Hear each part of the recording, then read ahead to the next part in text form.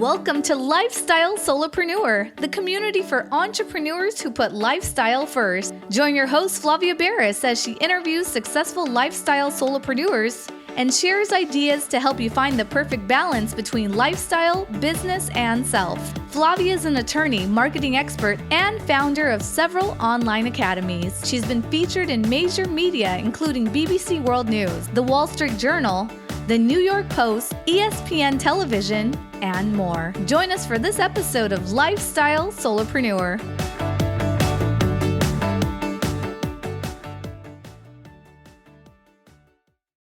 Hey, Lifestyle Solopreneurs. Today we get to speak with Carrie-Ann Barrow. She is a serial entrepreneur, so she's done this more than once. She's a 4-time founder. She's a best-selling author, an executive coach, and a confidence creator. Welcome to the show, Carrie-Ann. Hi, Flavia. Thank you so much.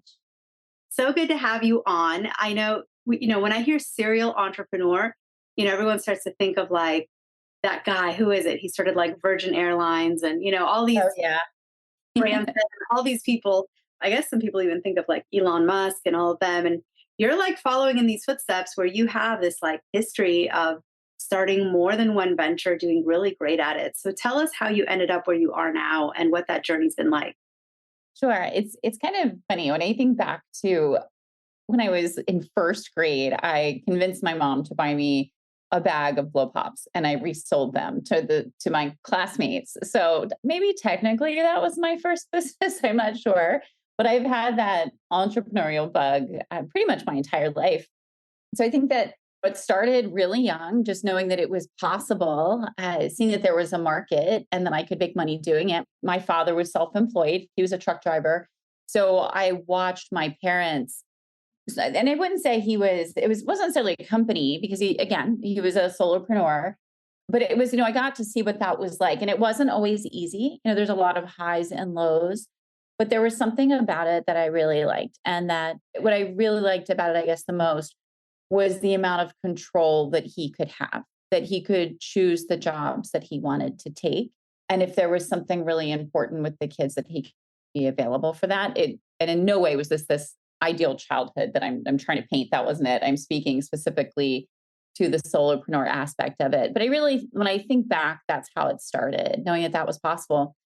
And then if we really fast forward to today, being an executive coach, what got me here is, as you mentioned, being this serial entrepreneur, having done it multiple times, and then leaning into my community and talking to others who are following this path, and really just having a passion for helping others do this work too.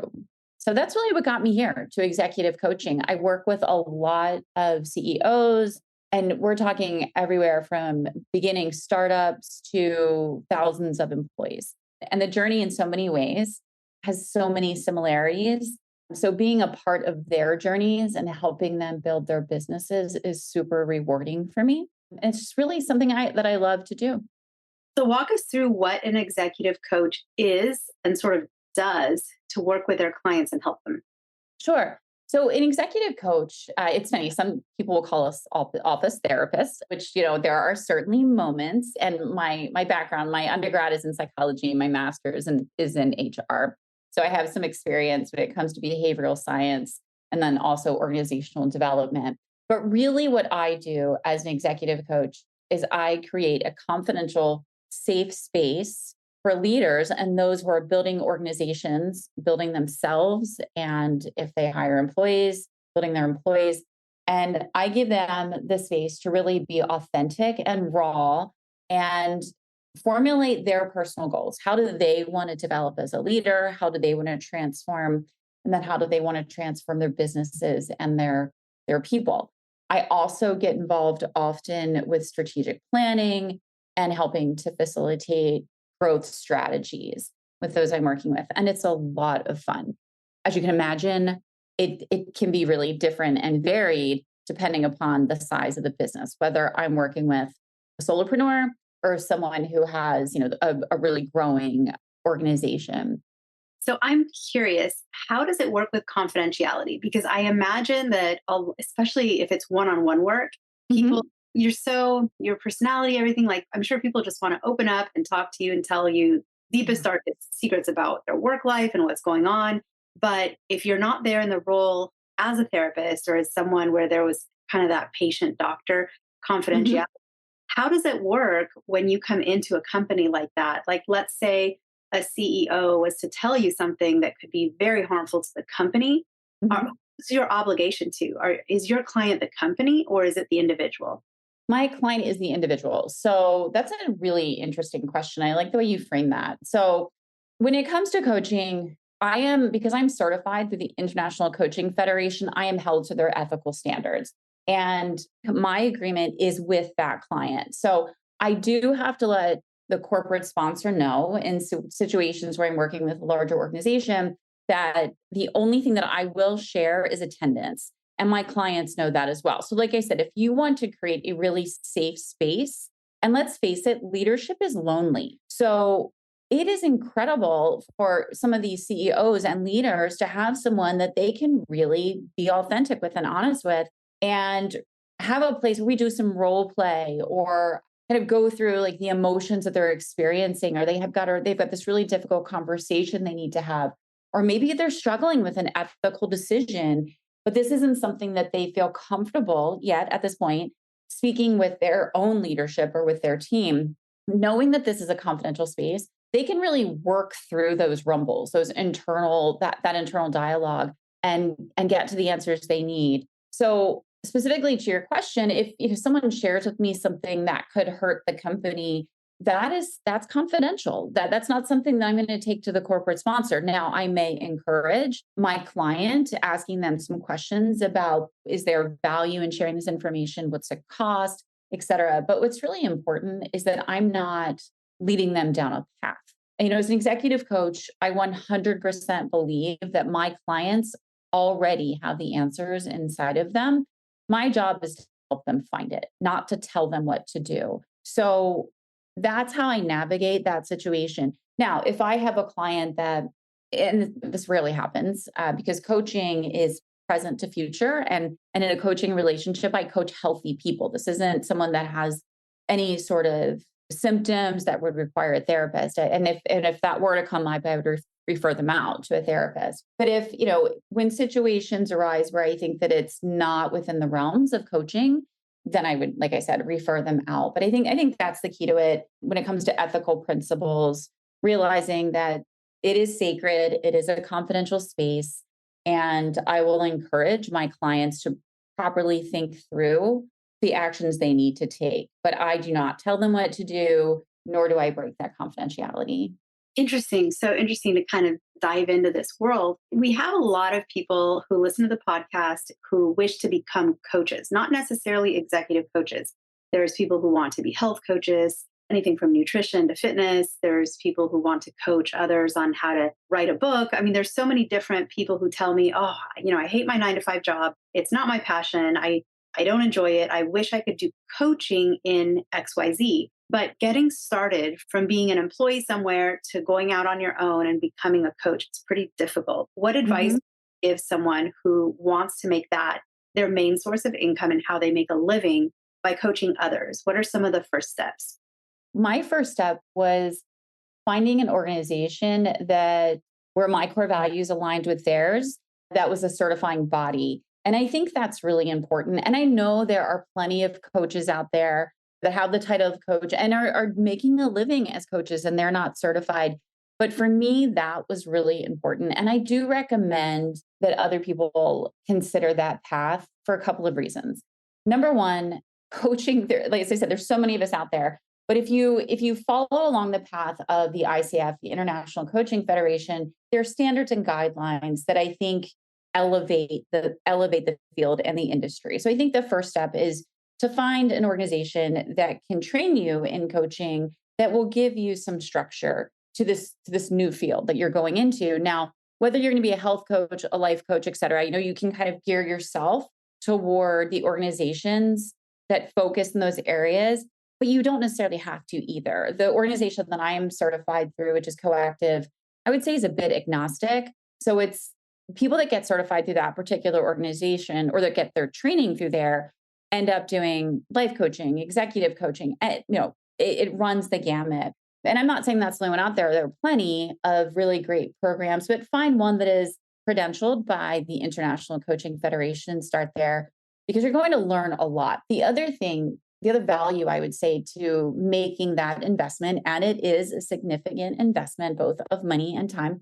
But the other value to that is the network that you're going to develop of other coaches. And that is really powerful because there is power in peers. There is power in like minded individuals who are ambitious about this work. And then you can lean into each other. I cannot tell you how valuable those relationships were for me. And I still refer out to other coaches that were in my training cohorts. So I think that that's really an amazing first step. And then second, I would say realize it doesn't happen overnight. You really have to, just like any other field, you have to build your audience and let people know what you're doing.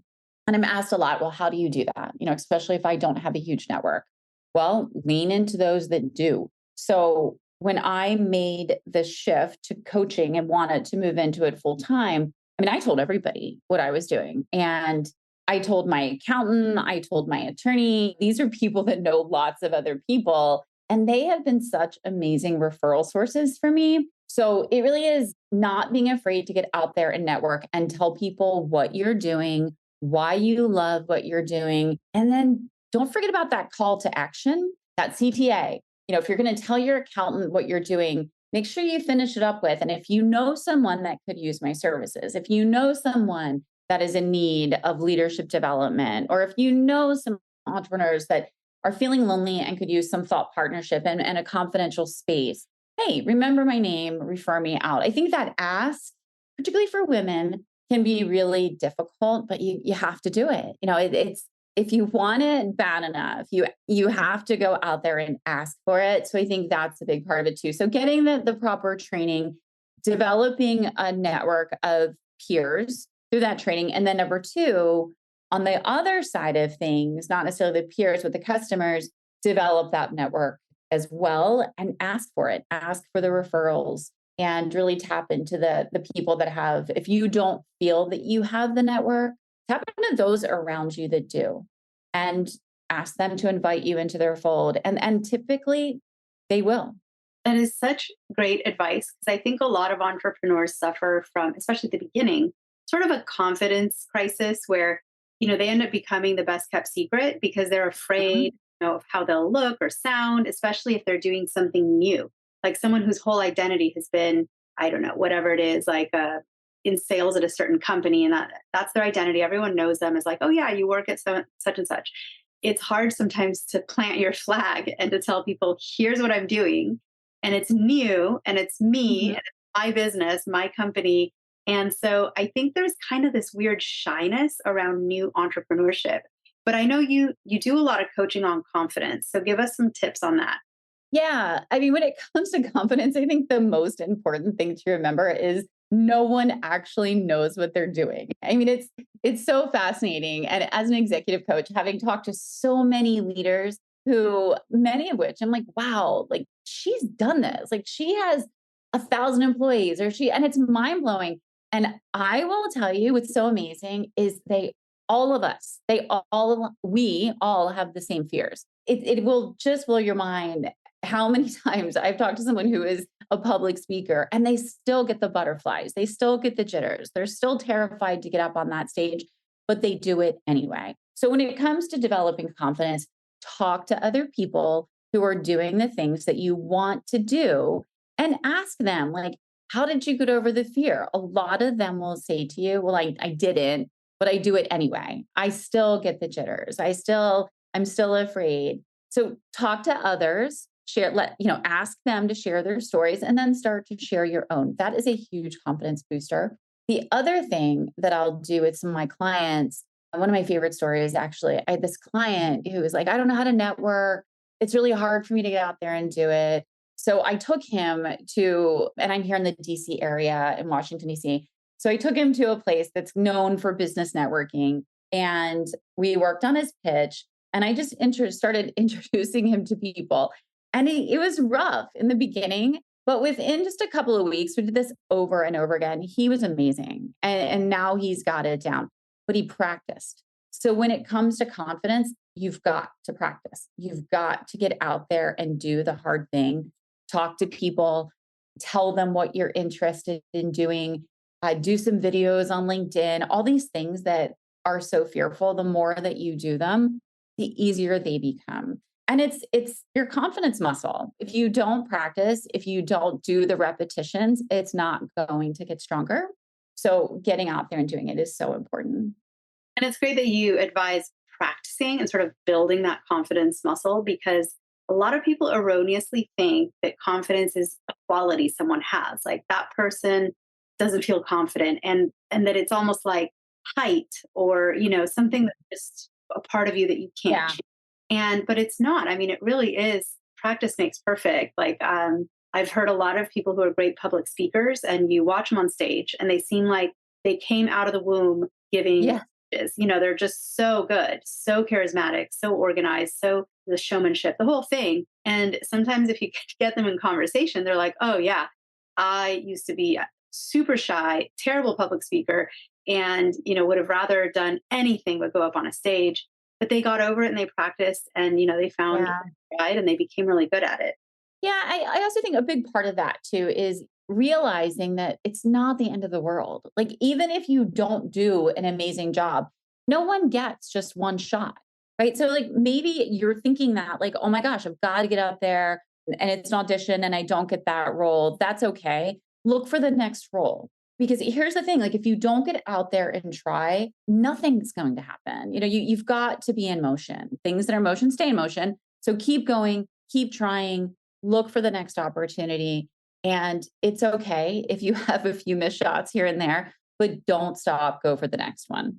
Great advice. You have a history of careers that people think are very demanding, right? You've been a founder, you've worked in, I'm sure, jobs where it was very taxing on your time. How do those jobs compare with sort of your work life balance and how you are now as a coach? Are you able to plan out your own schedule? Are you able to maintain a lot of free time in your calendar? Or do you find yourself being, just as busy now as before? It's like anything else, there are seasons.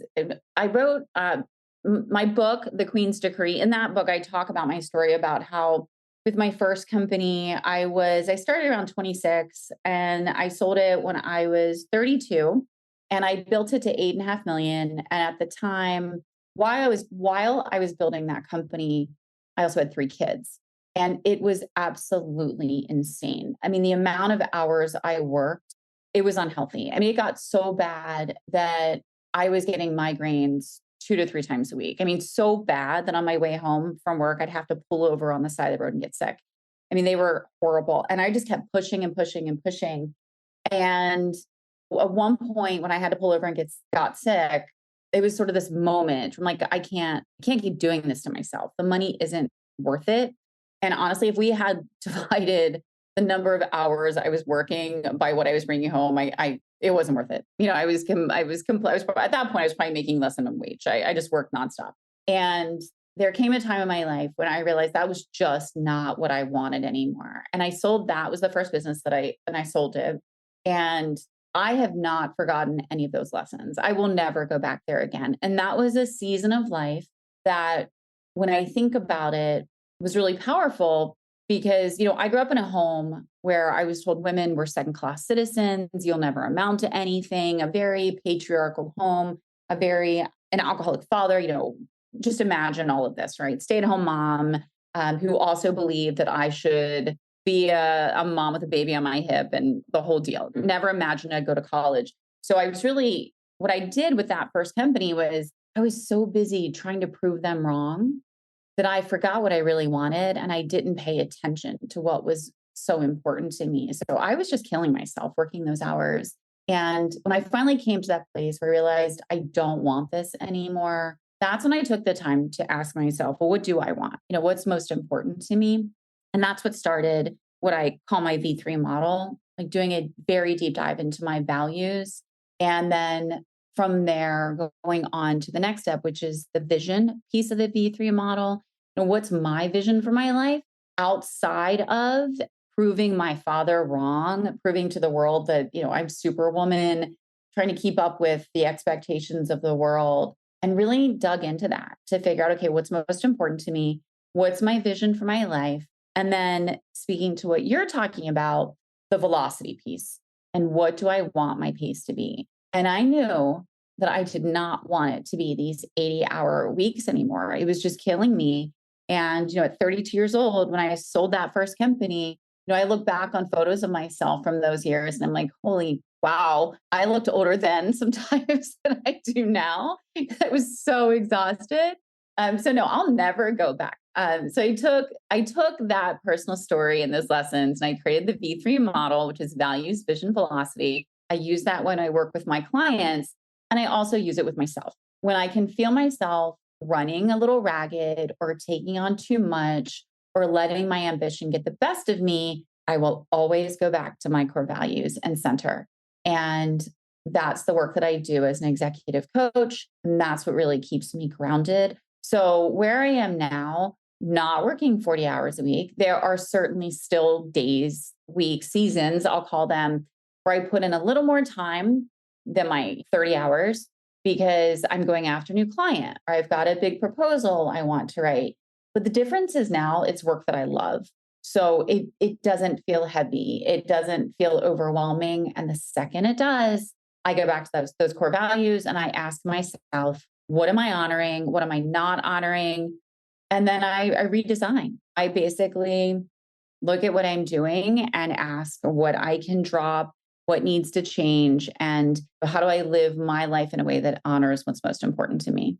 You've given such great advice on this episode. I'm just curious, what are some final thoughts and words? How do people connect with you if they want to learn more about your coaching and your programs and your book?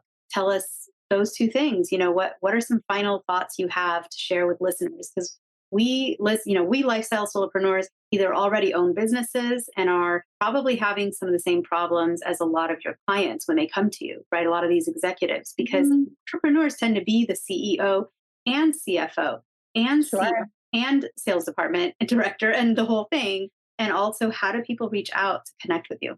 Sure. Well, I'm on LinkedIn. So you can find me, Carrie-Ann Barrow, on LinkedIn, or you can go to my Scaling Strategies. Scaling Strategies is my coaching firm. And that website is www.v3 numeric. So V and then the number 3 model.com. And my book, The Queens to Create, is on Amazon. Amazing. And then for anyone that is thinking, maybe I need this kind of coaching, or maybe not necessarily your coaching, and maybe they don't think of themselves as an executive, but someone who just needs support, needs help. What are some ways that someone can reach out and find a mentor, a coach, some good help out there?